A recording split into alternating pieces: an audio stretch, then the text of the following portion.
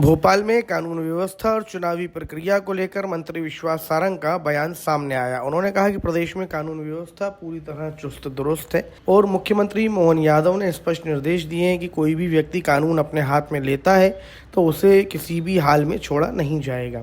वहीं चुनाव आयोग पर राहुल गांधी द्वारा उठाए गए सवालों पर पलटवार करते हुए सारंग ने कहा कि देश संविधान व लोकतांत्रिक व्यवस्था से चलता है।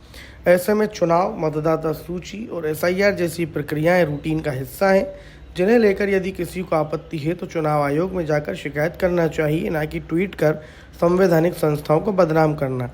उन्होंने कहा कि लाखों कर्मचारी दिन रात मेहनत कर रहे हैं और बिना तथ्यों के बयानबाजी उन्हें हतोत्साहित करती है। सारंग ने आरोप लगाया, राहुल गांधी केवल संस्थाओं की साख पर सवाल उठाने का काम कर रहे हैं और उन्हें लोकतांत्रिक व्यवस्था को समझने के लिए अत्यधिक गंभीरता व परिपक्वता लानी चाहिए। ग्राउंड पे वो दबाव में हैं, बहुत उन पे काम का प्रेशर है।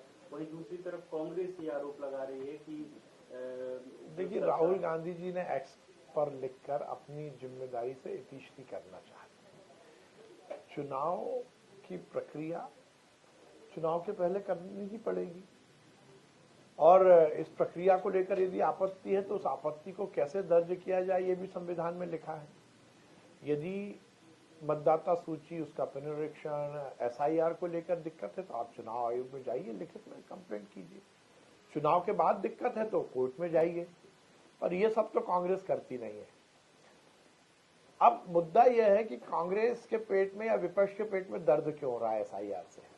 क्योंकि वो घुसपैठियों का नाम दर्ज करवाना चाहते हैं मतदाता सूची में। वो लोग जिनके संरक्षण देकर वो सत्ता प्राप्त करने की कोशिश करना चाहते हैं, उन लोगों के नाम दर्ज हो, इसलिए दबाव बनाओ, विक्टिम कार्ड खेलो, गुमराह करो जनता को।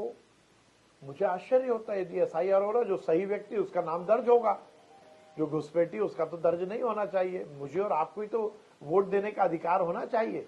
जो इस देश का नागरिक नहीं है उसको वोट देने का अधिकार नहीं होना चाहिए, पर क्योंकि उनको उसको दर्ज कराना, इसलिए राहुल जी हो, ममता दीदी हो, इसलिए पेट में दर्द हो रहा है। मुख्यमंत्री जी के स्पष्ट निर्देश है कि इस तरह का कोई भी अनर्गल या अनैतिक कार्य है तो उसमें किसी को बख्शा नहीं जाएगा। प्रशासन मुस्तैदी के साथ कार्रवाई कर रहा है और उसी का परिणाम है कि कल भोपाल से ही एक व्यक्ति को पकड़ा है, जो कि ये माना जा रहा है कि इस पूरे नेटवर्क का सरगना है। उस पर पूरी कार्रवाई होगी और भी जांच हो रही है कि इसके तार कहाँ तक गए हैं, कौन कौन इसमें इन्वॉल्व है। ऐसा पुलिस ने और सरकार ने तुरंत कार्रवाई की है और किसी को बख्शा नहीं जाएगा। माननीय मुख्यमंत्री जी का स्पष्ट निर्देश है, कानून व्यवस्था चुस्त दुरुस्त है।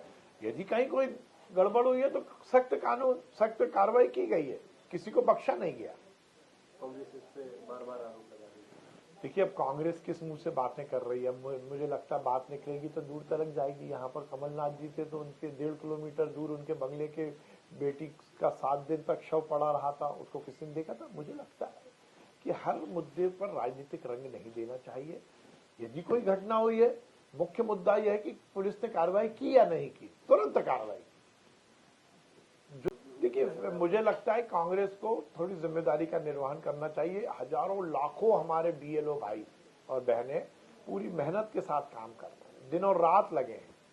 उनको हतोत्साहित करने का काम कांग्रेस को नहीं करना।